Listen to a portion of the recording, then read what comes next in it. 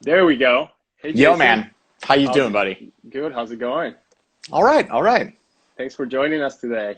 Yeah, thanks for having me here. Hey, everybody. Good to see you. Absolutely. Hope you're well. Hope you're safe. Hope you're healthy. Yeah, we're having some people joining us, and yeah, definitely super excited to have you. And I guess let's just get into it right away. Let's get into So, it.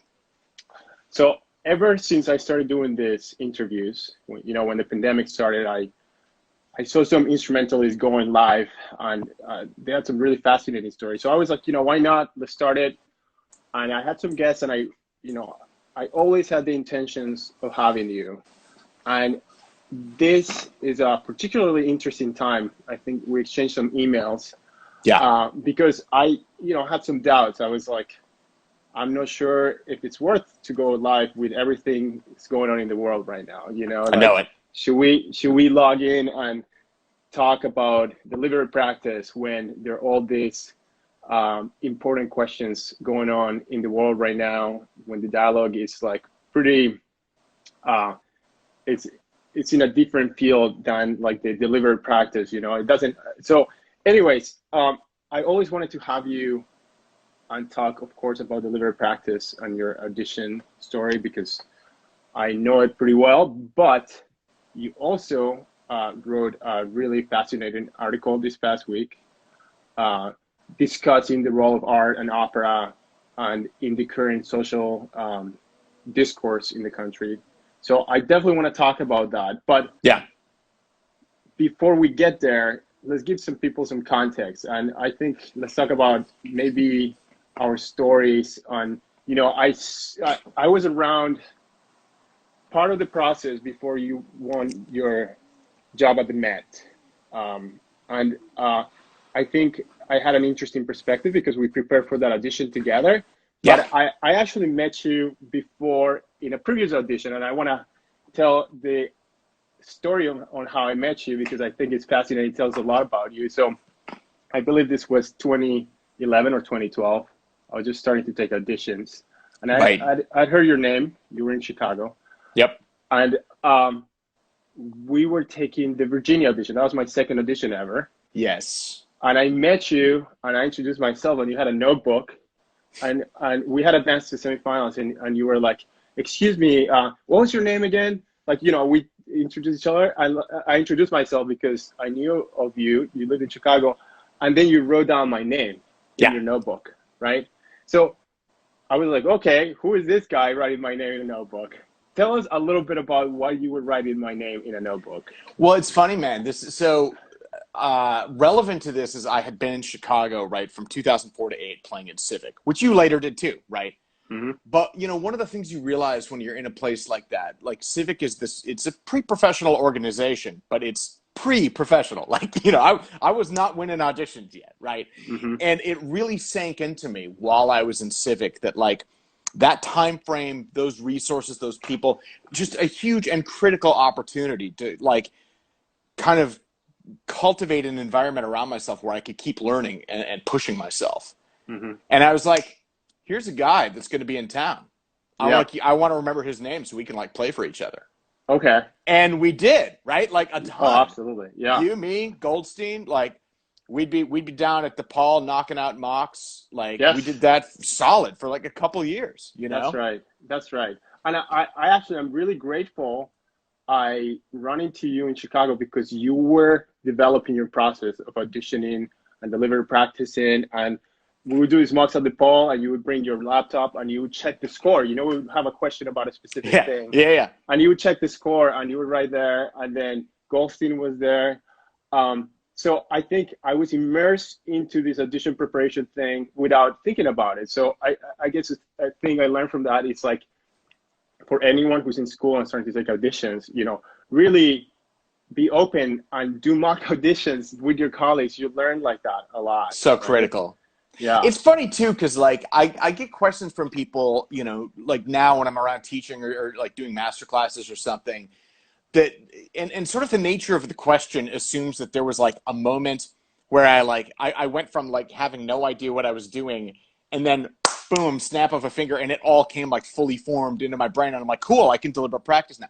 And that is just not at all how it works. Yeah. And like, it's really cool to get a chance to talk with you about it, because you were there in real time, like bearing witness to all of the failure, right? It is a messy process. It is messy process. It's incremental, and like you learn one thing one day and then you backslide and then you kind of figure some other stuff out, and like, you know. Yeah, and then so we did those preparations, then we did CSO. I think we both advanced at CSO, and I still remember, like, you know, we both went into Bontrack Hall, and I remember like we're like trying to get an edge, trying to get used to the drums and all this stuff. We did that, then we drove to Detroit, and I remember driving back from Detroit, and I remember you were upset. You were, because I feel like I think you played a good round, and you just couldn't figure out what. I mildly remember that. Do you remember that after Detroit that we drove back? Well, you know, it's funny because that all happened in this very close time span, right? CSO was that fall, St. Louis, Detroit, Baltimore, and then the Met, right? It was all happening within like 5 months of each other. Absolutely. And you know, like one of the things I try to regularly talk about in teaching any of this stuff is like, you know, in the big picture, like, don't fixate too much on the outcomes and end results of this. Like, you have to really dedicate to your process and just roll with the punches. Like, you're going to get a cut a lot more than not, right? You really have to embrace failure. But that's sort of like sidesteps the fact that, like, in the moment, it is very human and natural to be like, oh, damn it, right? Or to like engage in some sort of post-morteming, right? Right. Totally natural. So like, yeah, that trip back from Detroit, that was, I definitely remember that. Yeah. So for anyone who's joining us, we're talking really quick about auditioning and how we met and our process. I see David is joining us, David Herbert, some other people, but we're definitely going to get to talk about different topics. About Jason's article came out recently talking about the general national discourse and the role in arts. But so here we are, we took CSO, we took Detroit, and I can think about my journey. I was just getting started, getting thrown in the water to take these auditions, and I was next to you, and then the Med came, and you have described it, the stars align, it's your experience taking auditions, you happen to be just at the right place. I actually remember, like, last anecdote about me, and then I'll start talking about, but we're in the same group at the Met. Yeah. When you won, the same group, and it was like, we were like the last three people of the day. It was you, me, and Michael Israelovich. I was like, oh my God, here we go. Top round, but the three of us got through. So it's a thing, like, if people play well, they can get through, you know, even if it's like the last group of the day. Well, anyway, and I'll never forget the symbolic importance of the bar we went out to after we found out that we got out of prelims, right? Yes. We went to that place in Hell's Kitchen, Valhalla. Yeah, great bar. Yeah. Nicely connected to the Met, right? Absolutely. Yeah. So then you won the Met, right? And I think a lot of us here are familiar with your articles on delivery practicing. I think your voice is very refreshing in terms of, like, you're not just like, oh, I won the job because I'm amazing, right? But you talked about the scientific method and how that helped you on discovering delivery practicing. And my question is, why has it been important for you to share these ideas, you know, of delivery practicing and the scientific method? Why is it that you do that?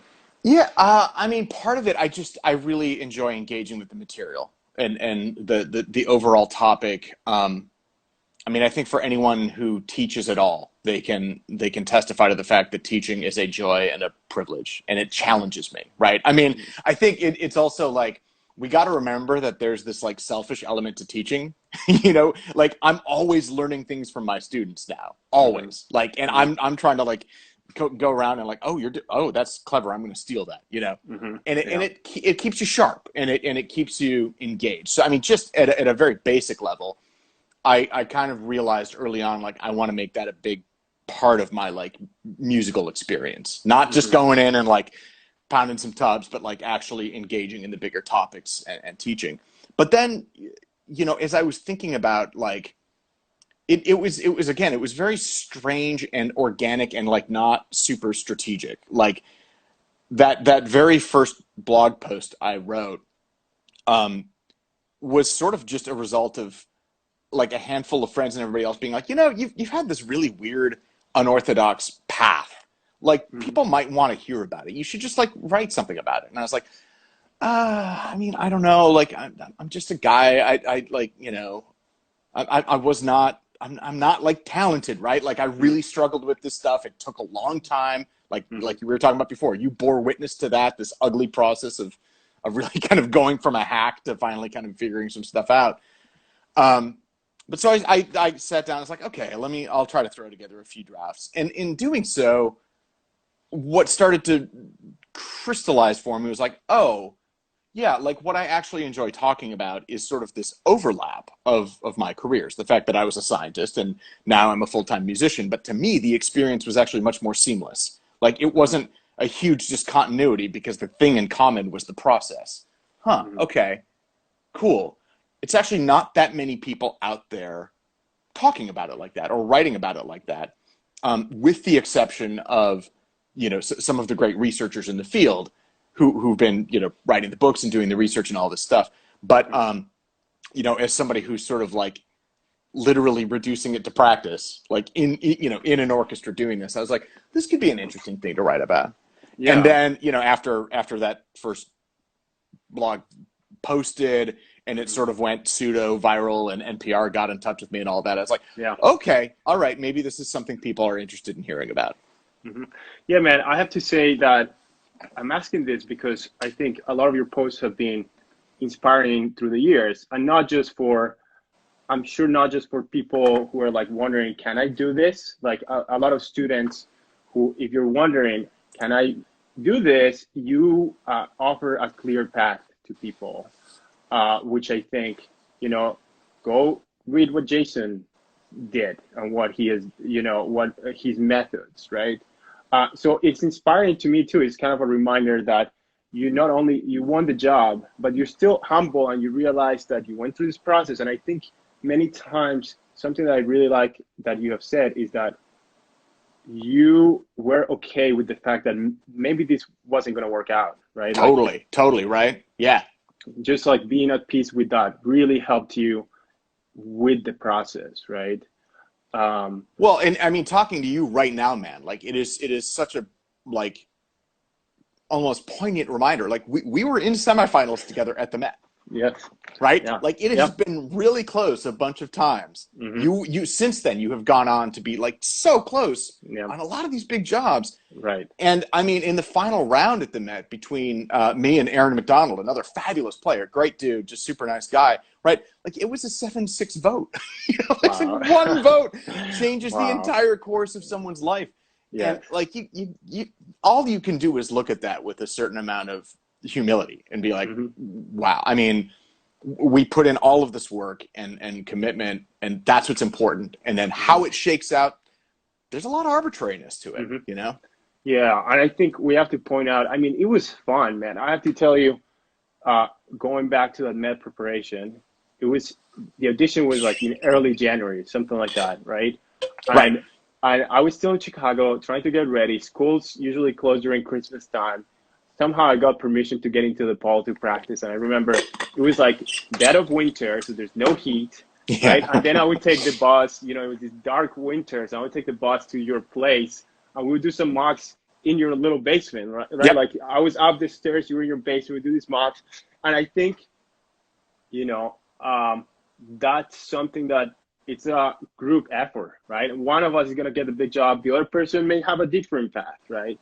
And, so I think that's very inspiring. And anybody who's like going in this career, like at any levels, like I still find your posts very interesting and your interviews really super fascinating, right? But something that, I always also admire about you is that you are not just staying in the opera. I mean, you're learning from these operas, from this field, and then you're also thinking about what's going on in the world, right? Which there's been a lot of that lately. Yes. Yes. So why don't you talk a little bit about this blog? I mean, this blog is fascinating. I think, the social issues you address are really deep, and and there are these moments in history where like we reflect, like we as artists have to reflect on what we do, right? And this has definitely been a moment in history. This is one of them. This is Oh, one of them. I'm absolutely convinced that decades from now we will all look back and be like, "Can you believe we lived through that? Like, holy crap!" Yeah. Mm-hmm. Wow. Where to begin? I know. Well, first of all, to anyone checking all this stuff out, I apologize. It's a long article, but I also, as I was putting it together, I sort of started realizing, like, to do this justice, there's a lot here, and I really want to do it justice because it's vitally important to me, and I think it's vitally important for our field, for all of the performing arts, to really be honest about what's going on here. It was something, honestly, that had been sort of germinating for years. It was a feeling. It was a set of ideas. It was some of these experiences of playing these operas, and really, I mean, had been marinating for at least 7 years, somewhere in the back of my mind. And then, really, just in the last few weeks, after seeing, George Floyd get murdered in my hometown of Minneapolis, it really started bringing all this stuff to the fore, and I was like, okay. This is real now, and my God, it's always been real. I mean, like, Mm-hmm. let's acknowledge that, especially somebody like me, who's like the most privileged person in the world, right?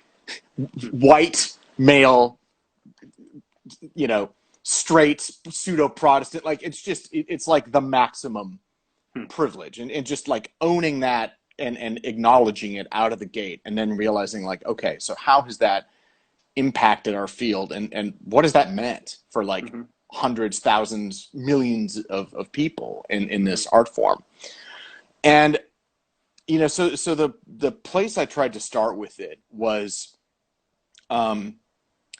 examining what is sort of a weird contrast, or maybe dichotomy, or almost like a contradiction that's built into our field. There are, I mean, I think we can safely say there are virtually every professional field out there has different degrees of embedded institutionalized racism, right? Mm-hmm. Yep. This is just now, like, we should have known this all along. For many years, some of us have been witnessing this and trying to raise our voices and protest or pay attention or whatever. But it's like, now the world's on fire. The world sees it. Mm-hmm. We've all watched these videos of cops needlessly attacking nonviolent protesters in real time, right? And there's no way to deny this anymore. So lots of fields have institutionalized systematic racism, right? Policing, especially, academia, and the arts, right? It is really throughout our field.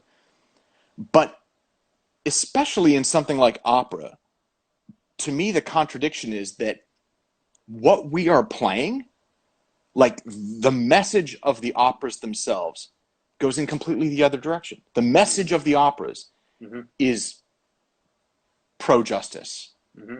right? Yep.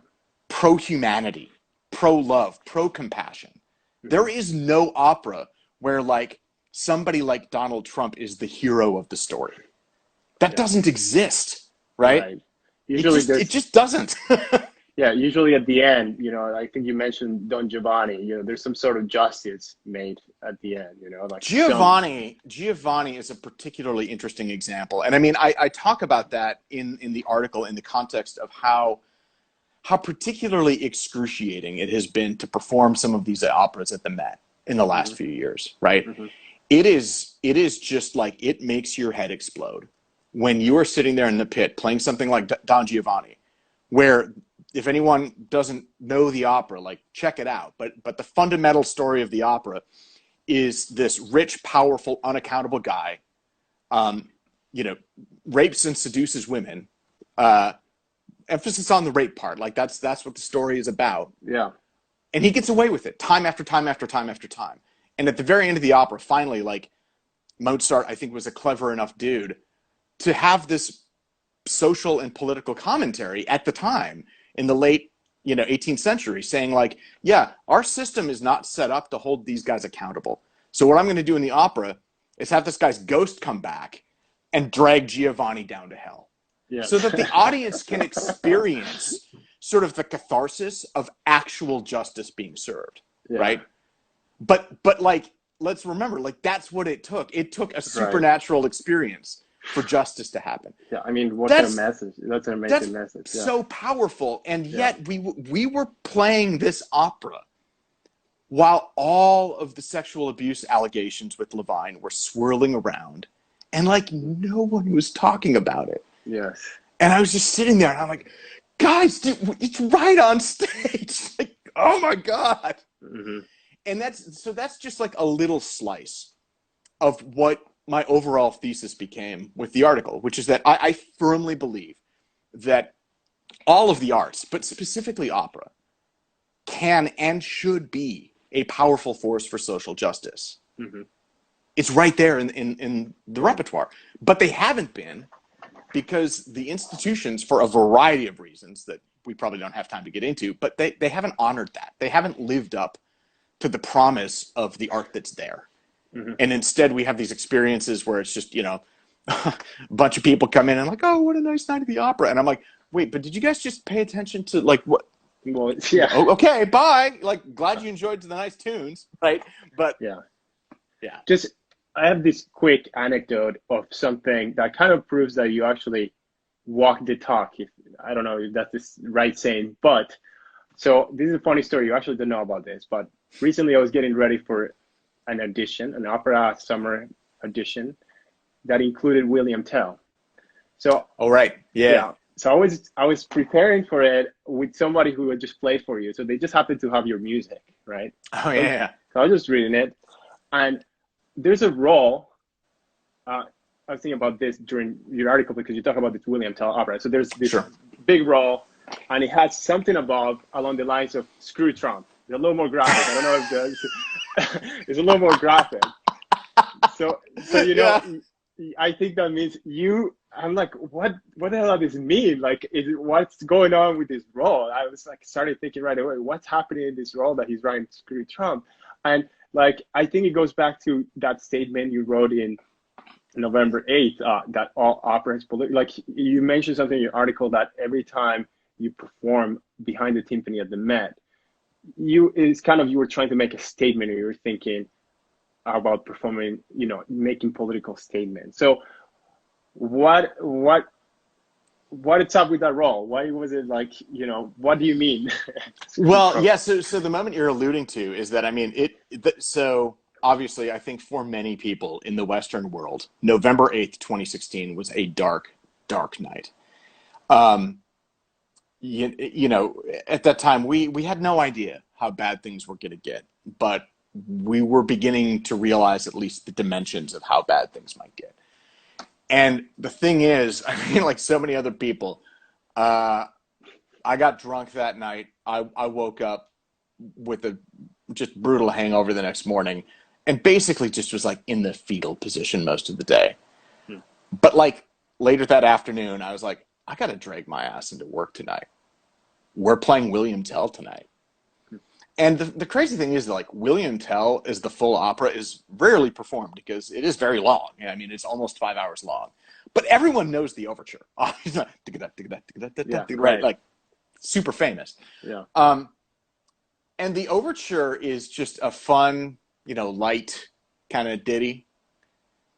But the opera itself is like immense and impactful and a very, very powerful political statement. Like, Rossini wrote this opera where William Tell is, this is a gross analogy, but for anyone that saw Braveheart, like William Wallace, like William Tell is the William Wallace of Switzerland. So William Tell was this like actual historical freedom fighter, back many centuries ago. I think this was like the 1400s. And so this opera essentially dramatized the fight for independence that the Swiss actually went through, and it portrays all of the sort of attendant drama. And so there's the villain is this like tyrannical governor named Gessler, who sends his, sort of secret police out to like kidnap people and brutalize them and all of this stuff.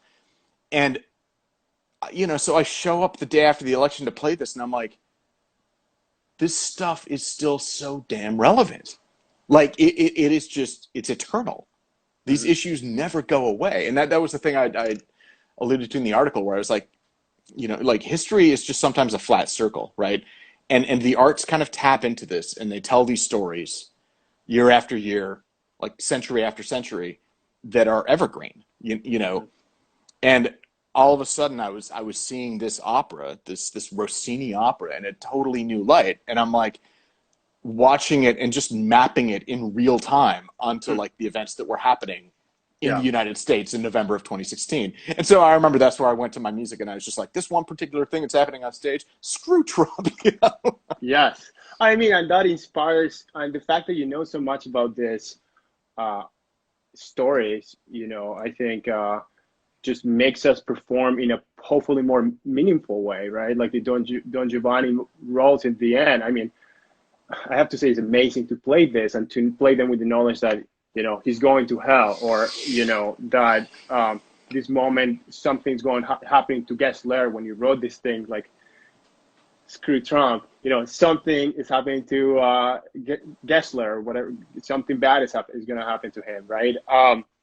And then you'll talk about Beethoven, how the Eroica, I mean, that's an amazing story, how Beethoven erases the Napoleon's name when he declares himself emperor, Right. Yeah. So anyways, all these things are fascinating, but really a remarkable statistic, and a sad one, and something that we need to do something about is, you mentioned that the Met has never scheduled any works by Black composers.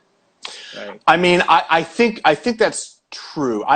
What I wrote was that in my time at the Met, in the 7 years I've been there, nothing by any Black or brown composer. It may be true in the entire history. I mean, I know a couple of years ago there's a new Terence Blanchard opera that he's in the middle of composing. Okay. That is slated for some future season. Okay. Good step, right? I want to applaud them on that. But this is one opera, and now with like COVID scheduling, who knows when it's going to happen or how that's going to go. But the article that announced it was in the New York Times. I think that did claim that this was the first opera by a Black composer that the Met will have ever done, which is just crazy, right? And I mean, so there's another part of this where, like, I truly don't want to spend all of this, nice time we have together just like ragging on the Metropolitan Opera. It's a place I love, and I want it to be better. Right? And there's some, I think we'll acknowledge there's some things that are on the right direction. Right. There are some positive moves, but I think it starts from us having to acknowledge just how bad the status quo has been. And like one of the things I started thinking about and that I put in the article was something that I'd been thinking about again for years before, which is it's common to switch tracks for a second when we're talking about like an issue like climate change and how fossil fuel companies operate.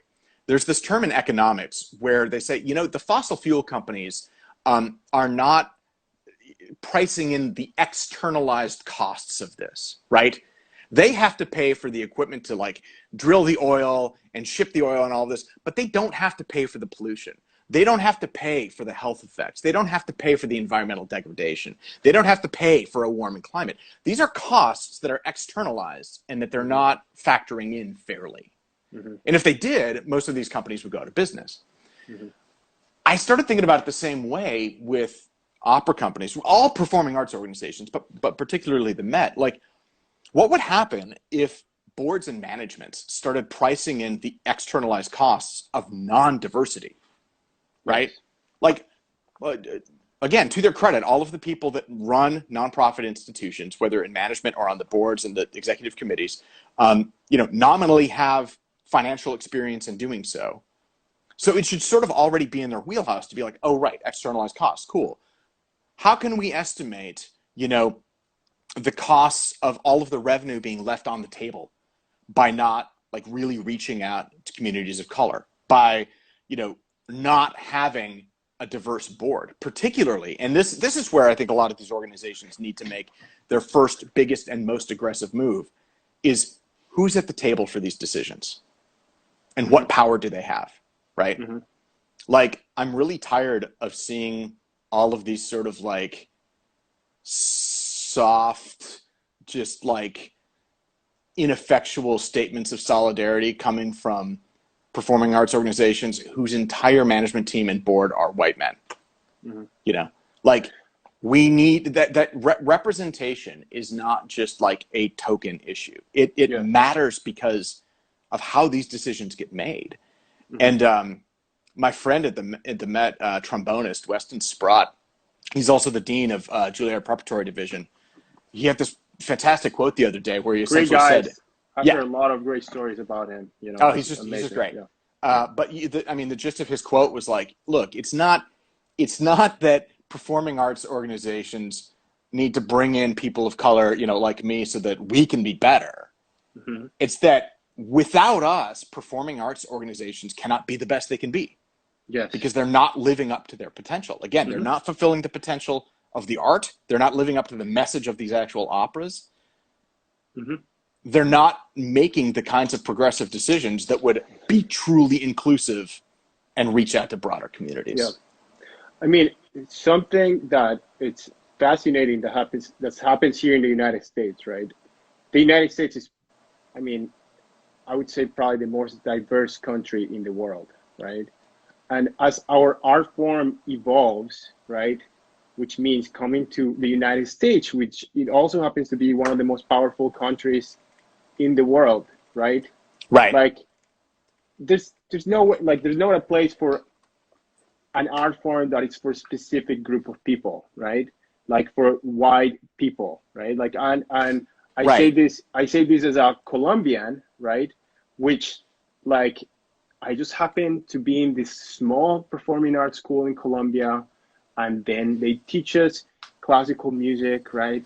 But it's this very like narrow path, and here I am in the United States, and I pursue a career in music. But in so many ways, I wish my education had included a little bit more Colombian music, Latino music. I would have been, the tools I would have had to having a career would have expanded, right? As a percussionist, I would have had way more opportunities, right?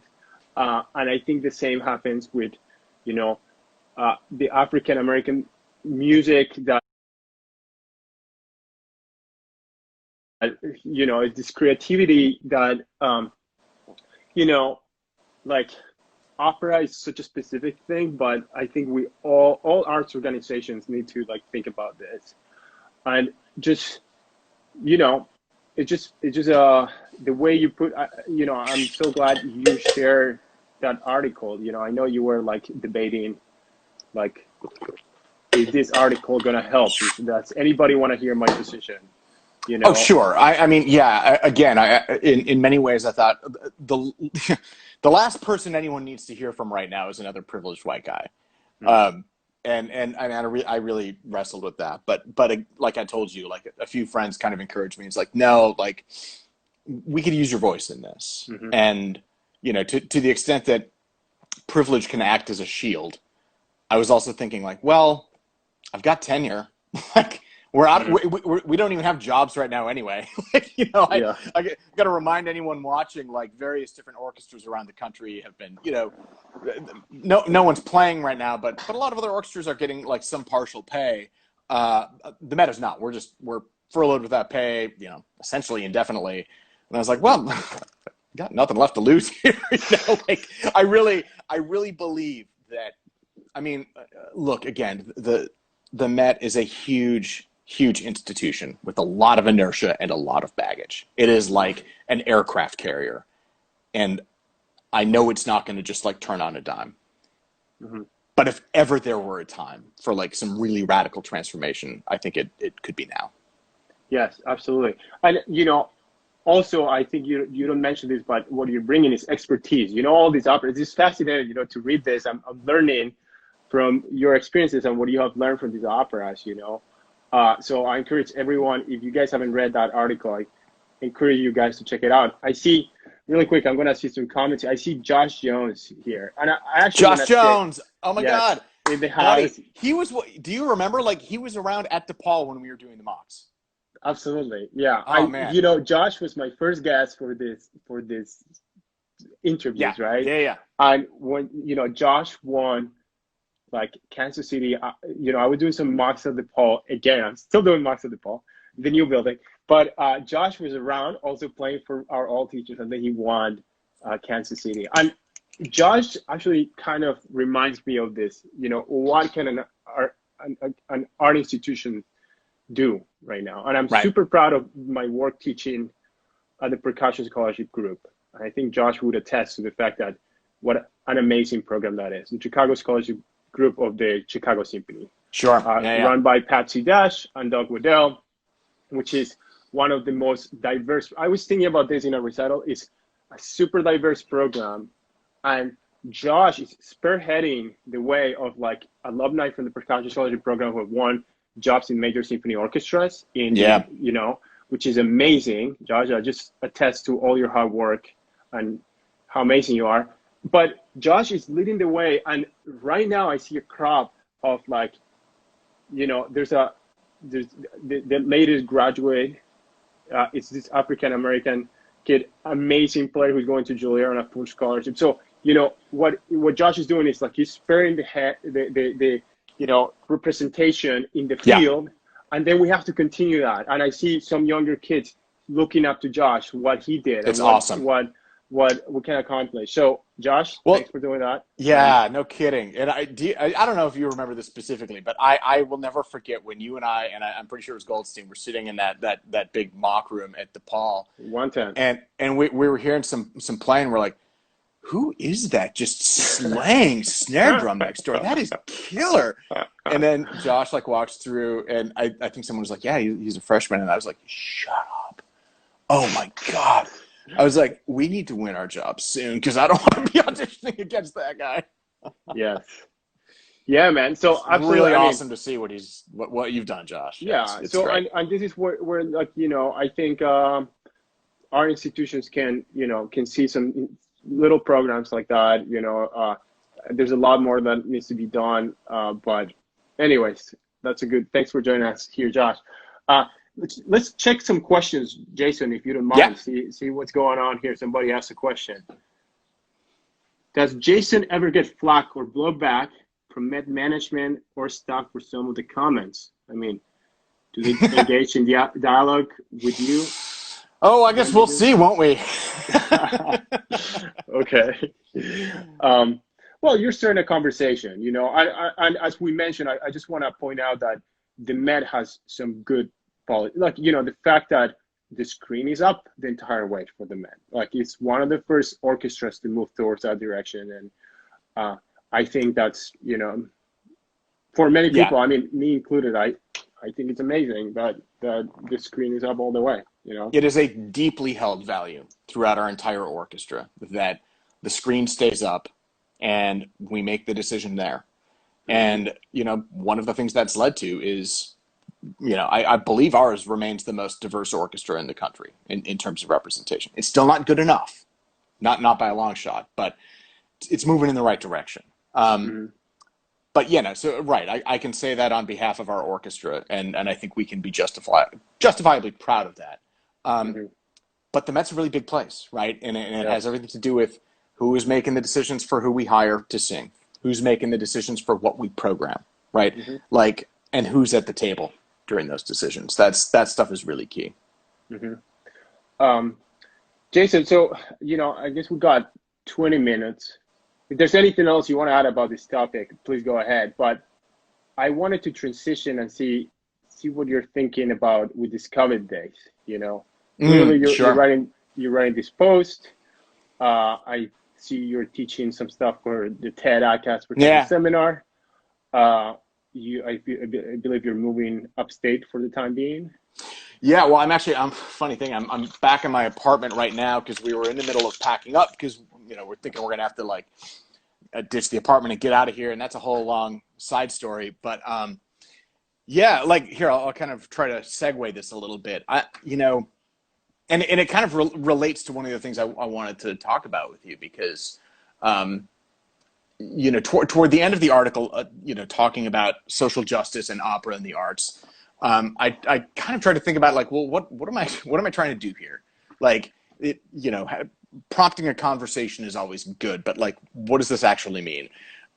I think there are some very concrete steps that arts institutions can take, and they're the kinds of things that Weston and Anthony McGill talked about in that video. They're the kinds of things that the Sphinx organization is out there like hammering away at every single day.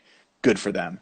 Um, More broadly, though, just for anyone in our field, anyone who's teaching, anyone who plays, anyone who attends shows and concerts, I sort of tried to boil it down as simply as saying like there may be times where you are at a concert or a show and the prevailing inertia of all of this is like, oh, well, let's not make this political, right? It's like, oh, I don't want it to get political. Mm-hmm. And what I'm trying to encourage is it is already political. By definition, you are a human living in the world, and it is political. There's no way to avoid it. And so if your experience of something like Giovanni or Bohème or William Tell or Fidelio or any of these great works, if it makes you feel like a little uncomfortable or like politically squirmy, like that might be the point, Mm-hmm. like let yourself be moved by that. That was very much the intention and the germination of a lot of these works. Mm-hmm. And how we'll see that play out in the next year, 2 years, that is a big question, right? Um, like the day before, like I was basically one day away from posting a totally different blog post, talking about COVID and orchestras and like the place we're at and all of this stuff. And then George Floyd was murdered and Minneapolis erupted. And I was like, oh my God. And, first of all, I called my parents and my brother. I was like, are you okay? And as I was like, on a Zoom hang with my brother, they heard like, canisters and rubber bullets out the door and shouting and screaming. I was like, holy shit, like it's just happening. I mean, it's worth noting that, for the last several summers, I've done this thing called the Northland Timpani Summit. I was super excited to do it, like it was going to be happening in just a matter, like, in a week. We obviously had to cancel it because of COVID, but I was going to get to co-present it with my tremendous mentor, John Tafoya. And I was like, oh, this is going to be a blast. And, when I'm back in Minneapolis for those, I always stay with one of my high school friends who like lives close to downtown. His apartment was like 200 feet away from the spot where they murdered Floyd. So I'm seeing that like on the freaking news. I'm just like, holy God, it's just like it's right there. Talking about it hitting close to home, right? So there's this whole confluence of events and all of this insane, weird layers of trauma we've all been experiencing. And again, to be clear, I've had it easy. I've had the resources to write this out. I'm safe. I'm healthy. It could have been so much worse. I mean, two of my colleagues at the Met already died from COVID. Like, it's really tragic.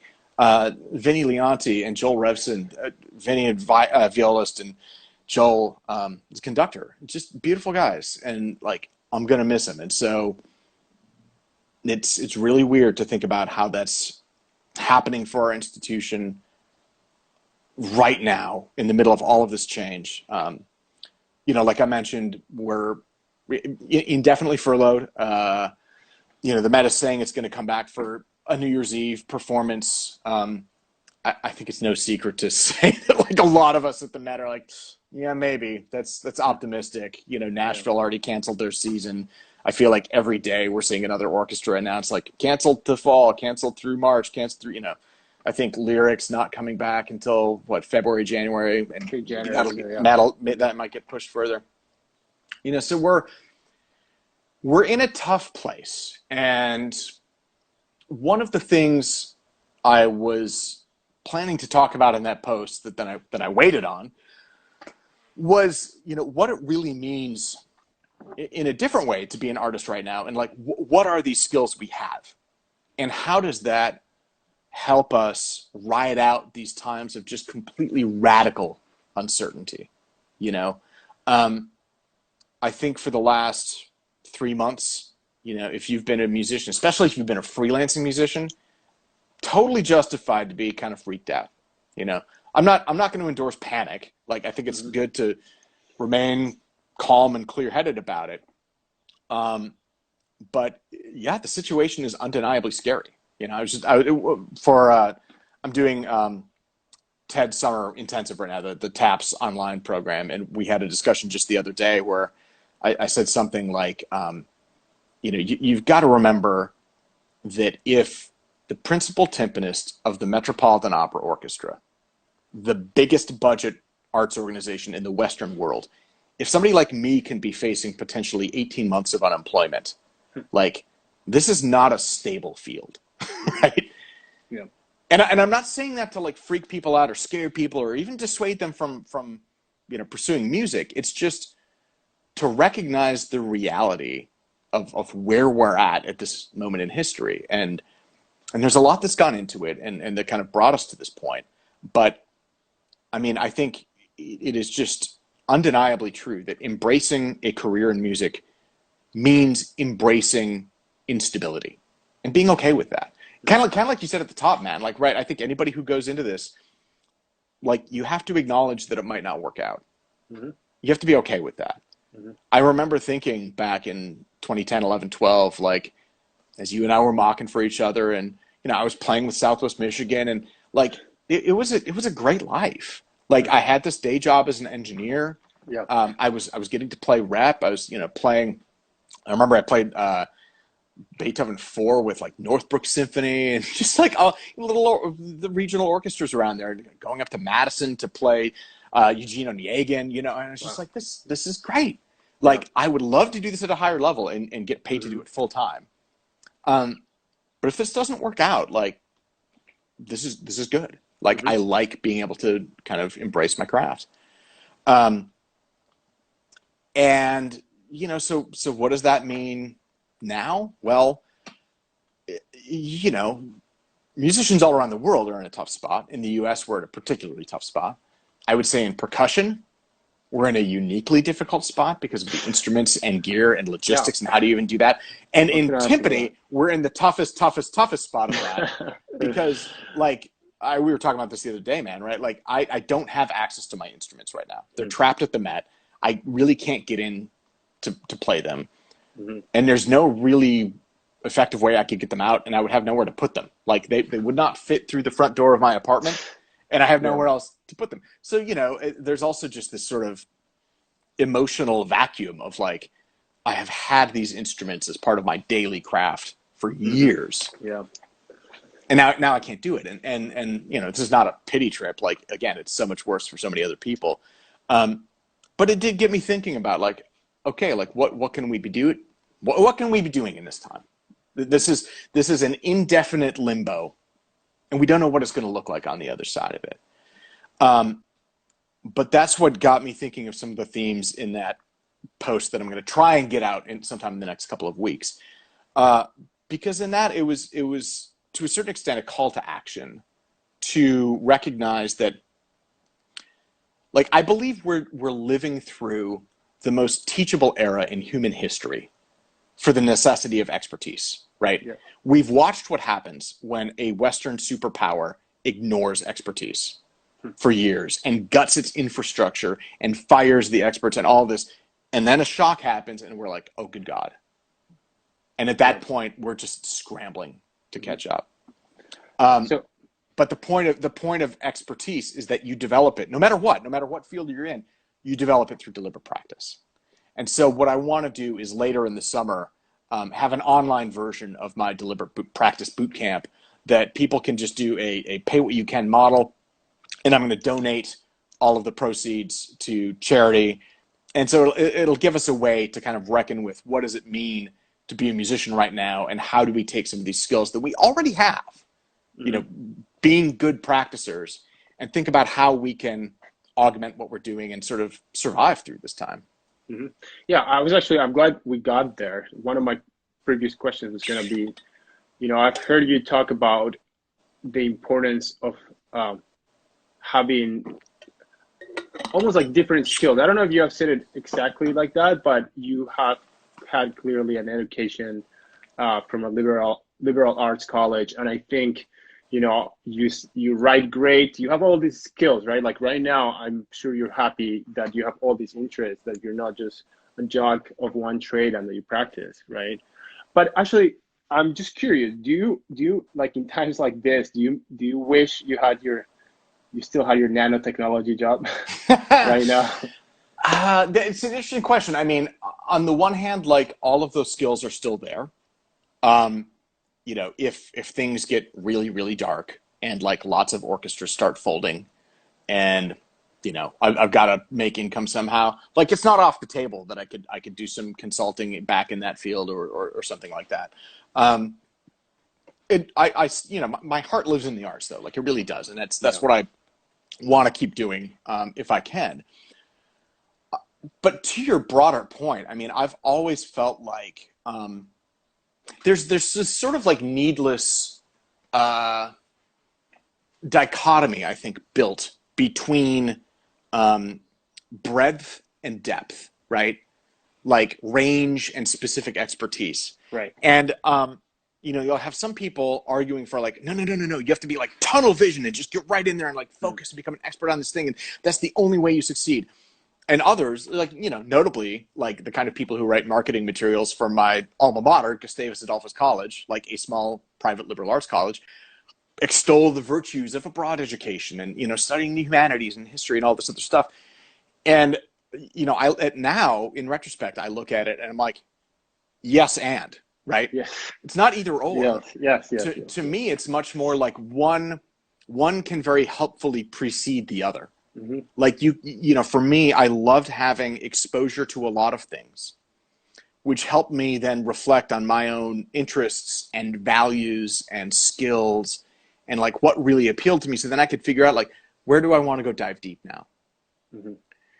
And I think one of the other things that that's helpful for people to know sometimes about like particularly work in science is that it's kind of easy to think that like, okay, you just go be a science expert and then that's what you do. But that's not really how it works. Like what you end up doing, and like when I left my PhD program, I was on this track. But when people get a PhD in the sciences, they go and drill into something, very specific. Like they start off broad and then they narrow and they learn more and then they start to like become experts in one very specific thing. Mm. But it is just not the case that like then you get your PhD and go on and do that expert specific thing the rest of your life. In fact, that's really rare. Most people end up going on and doing a lot of different things in different fields. But what you've done is you figured out how to be an expert. You now know what that process of drilling in looks like. Mm-hmm. Giving it a name, you've deliberate practiced your way to expertise in molecular biology or particle physics or timpani, right? And Right. so to me, that felt all very the same. Mm-hmm. And so again, like I find that people who are very excellent with their process of practicing can take these ideas and apply them in other areas very successfully. Mm-hmm. Yeah, something that really resonates with me is when you're talking about this.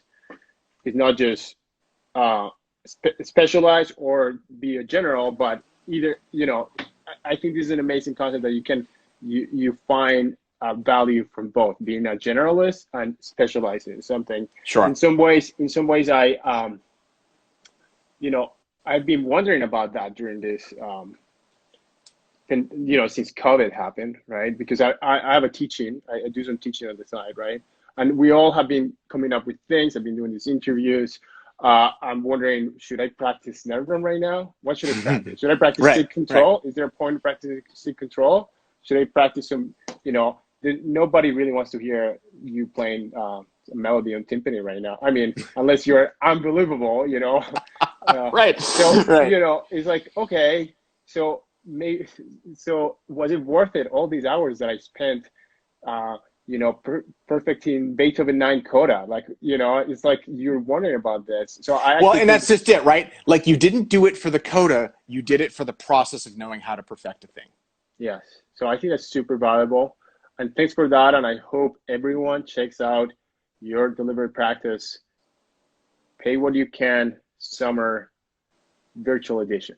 Yeah, Everyone should check it if you out. go to my website, it's not there yet, but it's going Okay. to be in about a week. I'll post about it on Facebook and the things and whatever. So Yes. so you'll get to see it.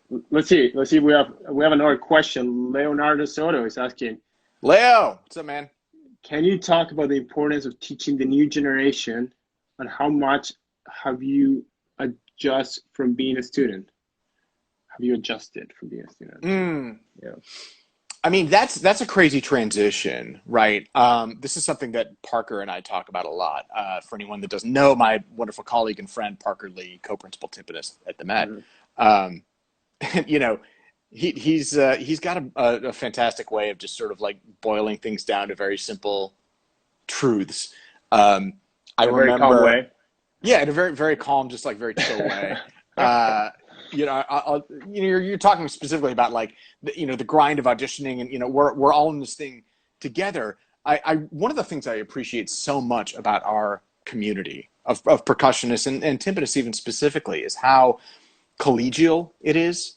Like I don't know that you find this among violinists. Like I've asked my violin friends in the Met, like, hey, so like after an audition, did you guys all go out to the same bar? And they're like, no.